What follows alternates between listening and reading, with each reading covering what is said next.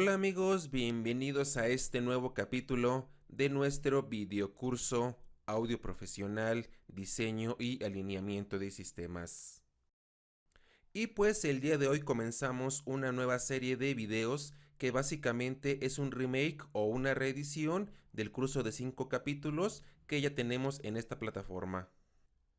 Y por supuesto, en esta nueva etapa hemos incluido contenido más interactivo, cuyo propósito es de hacerlo de fácil entendimiento. Asimismo, hemos corregido algunos pequeños errores de la pasada edición. Y pues todo comienza por entender las leyes físicas y matemáticas que gobiernan esta rama de la ciencia, así como los fenómenos acústicos que se presentan en la interacción entre altavoces, así como con el entorno. Es decir, aunque físicamente estemos parados frente a la mesa de mezclas, nuestro trabajo se concentra en el entorno acústico. Por lo tanto, si no sabemos qué está sucediendo en dicho entorno, o peor aún, no conocemos las causas, difícilmente podremos hacer los ajustes necesarios y por ende haremos un mal trabajo, y lo único que lograremos es ser despedidos. Por extraño que parezca, la mayoría de los que llegamos a este mundo es porque amamos la música, no necesariamente lo antes descrito. Sin embargo, todo ello está implícito. Y ya dicho lo anterior, comenzamos.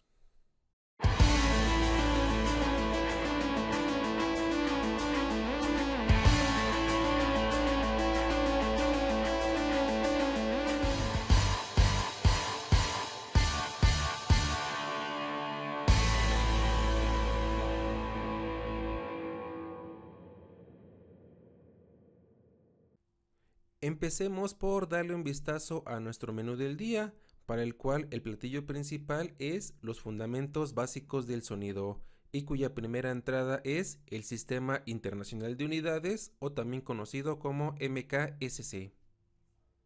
Veremos en segundo lugar las unidades fundamentales que rigen el comportamiento de la materia, así como sus unidades derivadas. En tercer lugar, veremos la definición del sonido, así como su relación con la onda senoidal y sus componentes fundamentales, y por supuesto la ecuación de onda en el entorno eléctrico y en el entorno acústico, así como su relación entre ellas. Como platillo de salida tenemos la presión atmosférica y de postre tenemos los fenómenos asociados al sonido. Bien, en primer lugar tenemos las unidades o magnitudes fundamentales, que son longitud, que mediremos en metros, masa, que mediremos en kilogramos, tiempo, que mediremos en segundos o milisegundos, área o superficie en metros cuadrados, volumen en metros cúbicos, temperatura en grados centígrados, carga eléctrica en coulombs y resistencia eléctrica en ohms. Y en segundo lugar tenemos las unidades o magnitudes derivadas, que surgen de la interacción o combinación de dos o más magnitudes fundamentales. Y primero tenemos la velocidad, que mediremos en metros sobre segundo, la aceleración en metros sobre segundo al cuadrado, la fuerza o peso en newtons, el trabajo y energía en joules, la presión en newton sobre metro cuadrado o pascales, el flujo eléctrico en coulomb sobre segundo o amperes, y la fuerza o tensión eléctrica en volts. Y por último tenemos la potencia eléctrica, que mediremos en watts o en volts por ampere. Como comentario adicional, yo me encuentro en el país de México, el cual está adscrito al Sistema Internacional de Unidades. Aquellas personas que se encuentren en otro país que esté adscrito al sistema inglés, pues habrá que hacer las conversiones equivalentes. Ya entrando más en materia, la pregunta del $1.000.000 es: ¿qué es el sonido? Y para poder dar la definición, primero repasemos la primera ley de Newton, que dice que un cuerpo permanece en su estado de movimiento o de reposo a menos que una fuerza externa actúe sobre él. Por lo tanto, el sonido se define como la vibración mecánica de las partículas de aire debido a una fuente sonora. Por consiguiente, el aire, al ser un medio elástico, las partículas siempre vuelven a su estado de reposo o de equilibrio, y que al contacto con nuestro sistema auditivo es lo que escuchamos. Bien, Ahora, la fuente sonora no necesariamente es un altavoz, puede ser cualquier objeto o la misma voz humana cuyo movimiento, valga la redundancia, genere el movimiento cíclico de las partículas de aire.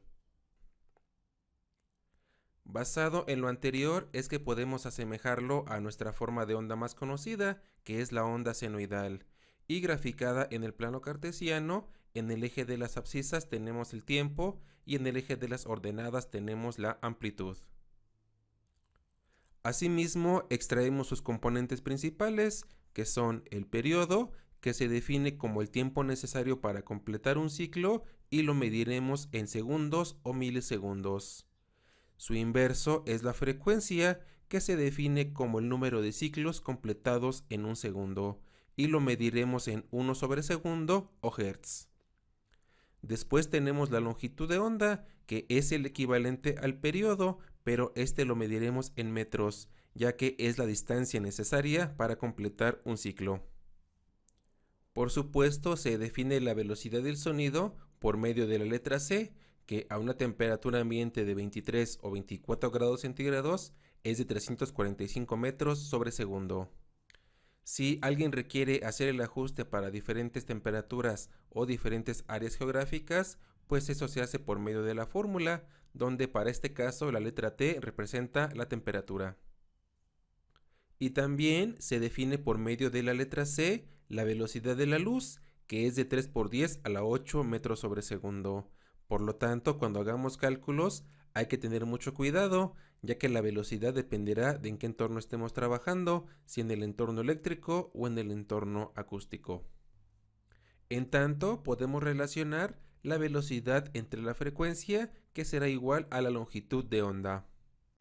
Como un comentario adicional, vale la pena mencionar que todos estos parámetros son considerando que la señal es continua en el tiempo, es decir, electrónica analógica.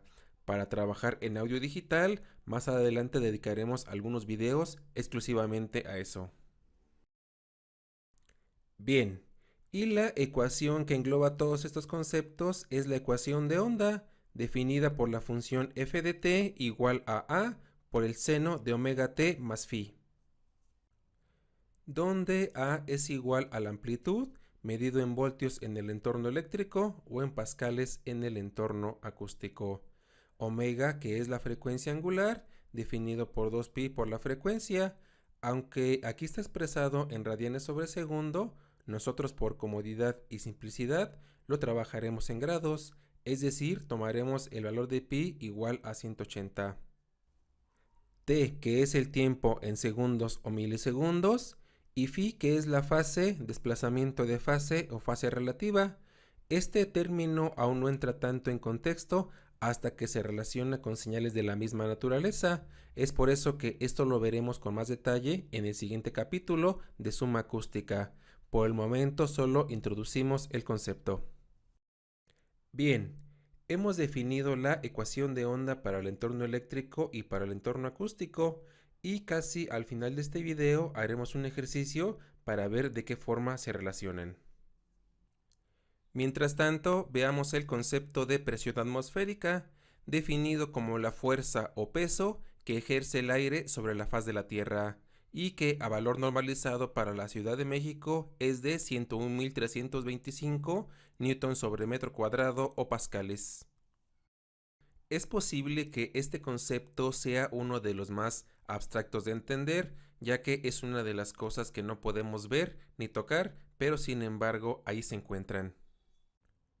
Entonces, análogamente lo podemos comparar a la presión que recibe un buzo que se encuentra sumergido en el mar, donde a mayor profundidad, mayor presión. Por lo tanto, esta dependerá directamente de la zona geográfica en la que nos encontremos. Por ejemplo, a nivel del mar, esta presión será mucho mayor que para la Ciudad de México. Bien, después tenemos la presión instantánea, definida como la sumatoria algebraica de la presión atmosférica más la presión ejercida por la fuente sonora. Por lo tanto, si regresamos un poquito a nuestra onda senoidal, el ciclo positivo representa una compresión del aire y por lo tanto la presión instantánea será mayor a la presión atmosférica. Y en el caso contrario, el ciclo negativo representa una rarefacción del aire y por ende la presión instantánea será menor a la presión atmosférica. En conclusión, es por eso que podemos definir el sonido como variaciones de presión atmosférica o como la vibración mecánica de las partículas de aire, hablando en el entorno acústico, y en el entorno eléctrico como variaciones de voltaje.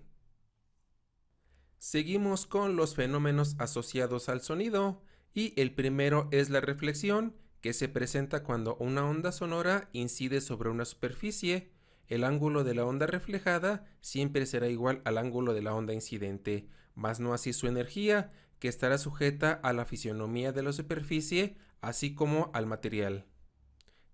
Este fenómeno se presentará principalmente cuando nuestros diseños sean para lugares cerrados o semicerrados y puede jugar a nuestro favor o en nuestra contra, dependiendo de las características mismas de la sala, así como de el tipo de música.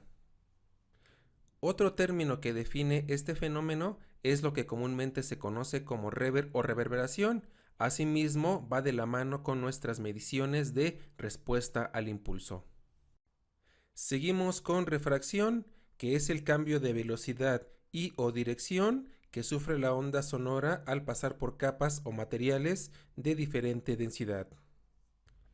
Este fenómeno se analiza principalmente para el aislamiento de salas acústicas y para sistemas en vivo se utiliza para conocer la dirección del sonido en climas extremos, es decir, donde hay capas de aire frío y aire caliente, algo que también se conoce como gradiente de temperatura. Por último, tenemos la difracción, que es la capacidad que tiene la onda sonora para rodear o atravesar objetos de igual o comparable longitud de onda. Este fenómeno es de vital importancia para diseñar arreglos de subgraves, concretamente arreglos cardioide en gradiente o en infrared, ya que las frecuencias bajas son las que tienen mayor capacidad de difracción. Bien, y como decía hace unos instantes, vamos a hacer un ejercicio con el propósito de darle forma al concepto de ecuación de onda.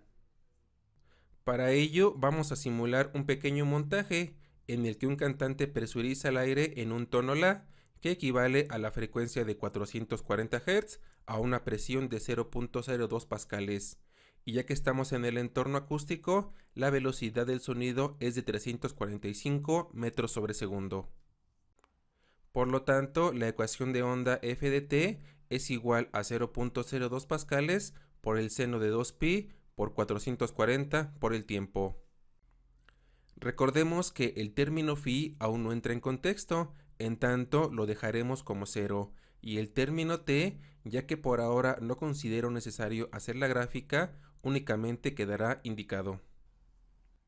Considerando que la sensibilidad del micrófono es igual a 1 mV por pascal, la ecuación de onda f de t se convierte en 0.02 mV por el seno de 2pi por 440t.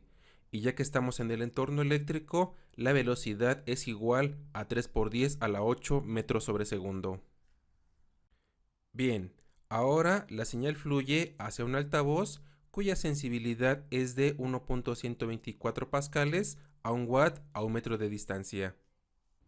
Por lo tanto, si el amplificador le entrega al altavoz una potencia eléctrica de 1 watt, la ecuación de onda f de t se convierte en 1.124 pascales por el seno de 2pi por 440t. Y ya que estamos otra vez en el entorno acústico, la velocidad es de 345 metros por segundo. Es posible que algunos consideren este ejemplo algo muy sencillo y de poca importancia, pero recordemos que en cualquier ámbito de la vida siempre hay que ir de lo sencillo a lo complejo. Bien amigos, así terminamos este capítulo de introducción. Ya en el siguiente capítulo veremos otros conceptos fundamentales, así como la introducción a la suma acústica. Mientras tanto, no se olviden compartir este video, darle like y dejarme sus comentarios, ya que eso me ayudará bastante a mejorar. Hasta la próxima.